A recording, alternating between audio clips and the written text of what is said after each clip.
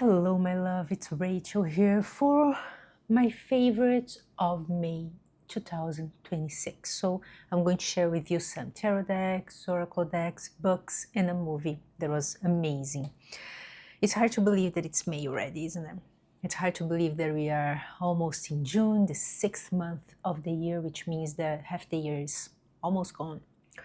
And it feels weird for us here. It feels like everything has been so quick here. I think it is because, at least talking to people here, I think it is because, well, since last year, we have been having such a long winter here. So even though it's been spring for a while now, it still doesn't feel quite like spring. It's still very rainy, sometimes even cold. So that's it. April was a pretty challenging month here, right? For me, for us, but May was a very specific month for more of a self-care, to slow down, for self-care, slow down and allow things to fall into place, to relax a little bit more, even though it was a month where I have the pleasure to say that I gave tons of readings, because it's always wonderful to do what we love, right? And I love giving the sessions, the mentoring sessions, the tarot readings. So May was a very good month, a great month, right? So let's start here with my tarot and oracle decks practice. It was something very simple. I used tons of oracle and tarot decks this month because when I'm giving many different readings, I usually use different decks, but I want to share with you the ones that I've been working with in my personal practice. Let's start with my morning practice, okay? So, the deck that I've been using, the oracle deck that I've been using for my daily draws is this one here, the Lost Oracle. Now, what happens with this deck? This deck's a very witchy deck, so it would not resonate with me because I'm not a witch. And that's the reason why I decided not to buy any other decks by the same creator, because it just doesn't resonate. But I really enjoy these colors, so I said, okay, let's give it a try. And I've been working with this deck, and it's been we are having a great experience together. I've been working with this deck, drawing an oracle card in the morning, and then I work with the guidebook. I think the guidebook is pretty interesting for this deck, so I read the guidebook. It is resonating, so this deck stays in my collection. It's not maybe my favorite deck ever, but we are having a great time, and we, at least in May now, we had a great time. So I would draw from this deck every morning. I would wake up, prepare my tea, light a candle, and that's something that I don't do all the time. Lighting a candle is not something that is necessary for my practice, but sometimes I just want to do that, right? So I've been doing that lately, at least this month. And then I draw one card from the oracle deck and then one card from my crown deck. I have a video here in this channel sharing with you. This is actually the Goddess of Love Tarot. Lots of nudity here, but this is my crown deck. So I draw from this deck to receive a message from the crown. And then I drew one card from my soul deck, Tarot of Mystical Moments. She's in my top 5 tarot decks of all time. I'm going to link the video here as well.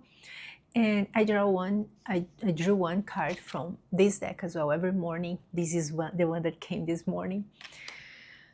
Okay, so let's connect with the soul. Let's listen to the soul. Then I would use this deck for that purpose. And this morning practice has been working very well for me. It's been such a pleasure to work with these decks. Now, in my night practice, I stick with 2 decks as well, 2 different decks this month.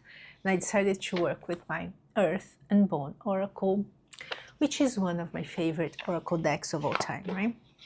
I love, love, love this oracle deck. Beautiful inside and out. She's beautiful inside and out. And this is a deck that has everything that I love, right? skulls and skeletons and flowers. And don't let this deck fool you. I always say that to you, because I would always tell you that, because she's such a loving and kind voice that it's amazing to work with this deck before bed. Because for me, I'm not going to work with decks before bed. I don't want the decks that are overstimulating, decks that are going to make me want to journal like crazy. Not that this deck's not like that, it is. But it allows you to cool down, to draw a card when you are there relaxing just before bed. And I've been working with this. I have been drawing still, right? But I drew one from the Oracle, one card from the Oracle, and one card from the Moonchild Tarot.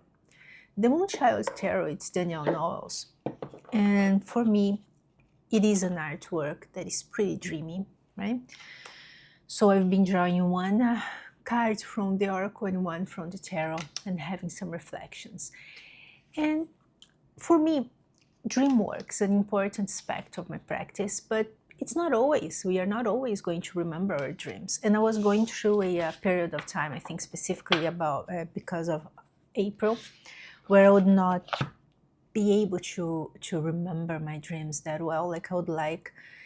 And even though I was doing all my practices, right, to achieve that, and working with these two decks changed that for me. At least now in May, I could access my dreams in a more with more clarity. And it was a month as well, May, when I was dreaming a lot with men, right?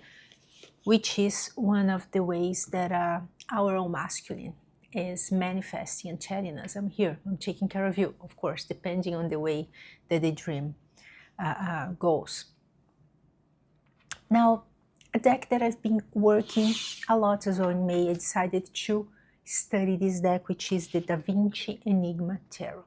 So it is a deck that I would work with, just with the deck. I like decks that I can open the deck and just start working with it. I'm not a huge fan of relying on guidebooks. Exception, the Elena Fairchild's Goddesses decks. I think they need a guidebook. And my Mariel Tarot, I like to use the guidebook as well. And, well, I knew already that this guidebook for this tarot was great, and I decided to go deeper into this book as well. I started doing that more like towards the end of the month, so I didn't finish that yet. I'll be working on that because there are some meaningful spreads here at the end of the video note, the guidebook.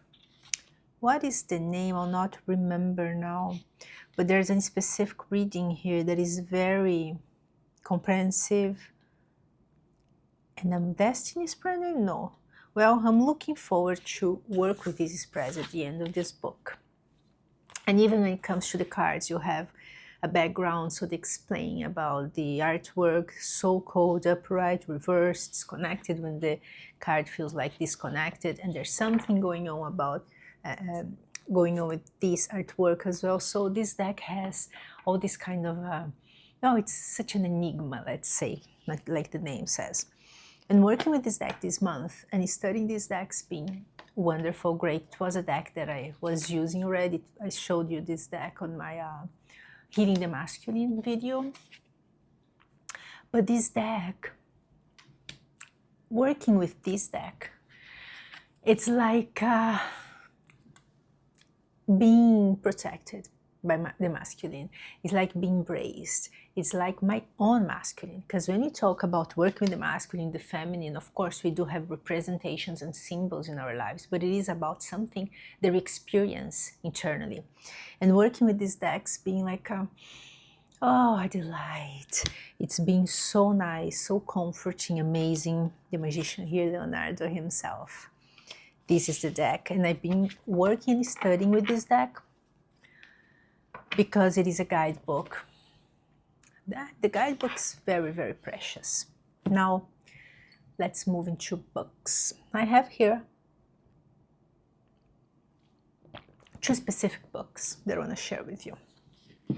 I'm always reading and studying several books because that's the way I work with them.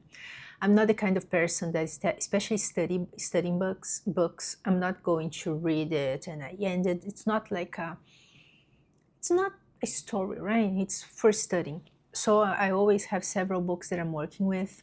But this month I'd like to share with you this specific book here by Mariana Lewis, Tarot and the Psychology of the Soul. And it says, Exploring the Archetypal Mirrors of the Psyche. So I don't remember how I found Mariana's work, but I decided to subscribe to her Archetypal Tarot School. It is a comprehensive and deep course. Okay, sometimes she says that it's almost like a college course, not that much, but it is a pretty deep course, and I'm taking that course in Archetypal Tarot because working with tarot and oracles archetypically is something that changed my experience a lot. And so that's the way that I like to work with the cards, right? Exploring as a tool for exploring this inner wisdom, my soul, my feminine wisdom, whatever that is inside of me now, because I believe that everything we need is within us, everything we need for the next step. So that's the work that I like to engage. I like to engage with tarot for that kind of work. And then she's going to talk about death psychology here, and she's going to talk about all the cards. It is a book that I strongly recommend if you're interested in a different take in tarot, okay? Another book that I've been reading again, I decided to read again this month, is this one, The Midnight Library by Matt Haig. It says, One Library, Infinite Lives. This is a book that I read when I was going through, as I told you, kind of dark night of the soul. We are going to go through those processes in our lives when we are decided to actually find our truth, when we are decided to walk a path that is aligned with our soul. We are going to face deep challenges. We are going to face the death of old parts of us that cannot be with us anymore, right? Transformation, death in a sense of a deep transformation. And this book is so beautiful. It is, I'm not a person, since always, I am not a huge fan of reading books, storybooks, but I would read technical books about philosophy or history or politics or spirituality, of course, all the time, but not so much stories. And it was a huge surprise, this one here. So the woman, she basically is not happy with her life. Then she ends up trying to remove herself. And then instead of just going away, just passing away, she stays kind of stuck in the between. And it's a library. So each book would be one life that she could have lived if she had made different choices back then. So it's going to explore, like, what if I had chose a different, going to a different college, or moving to a different city, or marrying a different person, or having children, or not having children, choosing a different career, and so on. It's an amazing book. It's a quick read, an easy read, amazing. Now the movie that I want to recommend. Oh boy, I think the name, I'm going to find an image to put here for you, but I think it's Bright Creatures, something like that. It's a movie available on Netflix, and you watched in the day that it came out. Like, we opened Netflix and we said, oh, let's watch something, and it was there. My husband said, let's try this one. Yes. Breathtaking. It was a huge surprise. I can tell you, it was one of the most beautiful movies I've watched in the past few years. It's about relationship. It's about hope. It's about meetings and meeting again people later in life. It's not about romantic. It's not about romantic relationship.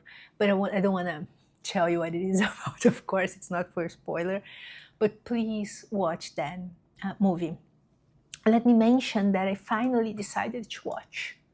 Last week, I think, I decided to watch Thelma and Louise. It's an old movie from, I don't know, my childhood. And I decided to finally watch that movie. it was great as well. It was a great experience. Not as much as these Bright Creatures. I would recommend the Bright Creatures first, but Thelma and Louise was a nice experience as well.